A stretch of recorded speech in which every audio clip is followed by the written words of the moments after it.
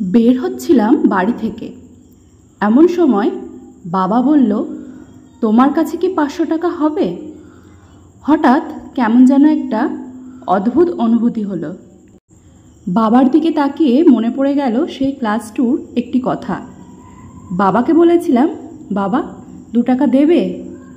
বাবা, কেন, কি করবে 2 টাকা দিয়ে? আমি আইসক্রিম খাবো। তখন 1 টাকায় 4টা রঙিন আইসক্রিম অথবা 2টা বরফের সাথে নারকেল দেওয়া আইসক্রিম পাওয়া যেত। বাবা 2 টাকার পরিবর্তে 5 টাকা দিয়েছিল। বাবা মা আসলে বড় অদ্ভুত ক্যারেক্টার। তারা সারা জীবন চেষ্টা করেছেন তাদের সর্বোচ্চটা আমাদের জন্য করার। সময় কতটা দ্রুত চলে যায়। আজ বাবা অবসরপ্রাপ্ত। কেন যেন খুব কান্না পাচ্ছিল। ওয়ালেট হাতড়ে 100 টাকা বাদে যা ছিল সবটা বাবাকে দিলাম। বাবা, আরে পাগল, এত দিয়ে আমি কি করব? আমি, বাইরে যাও, তোমার বন্ধুদের সাথে আড্ডা দেবে, যা খুশি কিনে খাবে, আর কি? বলেই উল্টো ঘুরে হাঁটা শুরু করলাম, নিজের চোখের জল লুকোতে লুকোতে।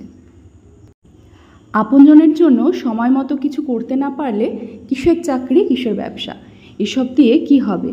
কিসের প্রাচুর্য? সবই তো ক্ষণস্থায়ী। আমি মনে করি আমার বলে কিছু নেই, সব সাময়িকভাবে আমাকে ব্যবহারের সুযোগ দিয়েছে ওপরওয়ালা। সব কিছুই ঠিকঠাক রয়ে যায়, থাকে না শুধু মানুষগুলো।